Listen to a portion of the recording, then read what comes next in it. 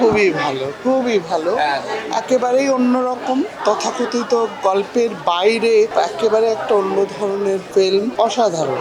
একেবারে মানে এই সময়টাকে ধরে রাখা এবং ওই সময়ের যে ইমোশন, অনুভূতি, মানুষের মানবিক হয়ে ওঠা, এটা একটা যদি সিনেমা বানানোর দিক থেকে একটা ইতিহাস, তেমনিভাবে মানে কন্টেন্টের দিক থেকেও একটা একটা মানে ঐতিহাসিক। এই জন্য বলছি যে ও একটা সময়কে, সারা পৃথিবী যখন মানে সাফার করছে, বাংলাদেশ একটা ছোট্ট একটা ঘরের মধ্যে পুরো ব্যাপারটাকে রিপ্রেজেন্ট করা, যে করোনাকালীন সময়টা, এটা দলিল চিত্র হয়ে থাকতে পারে।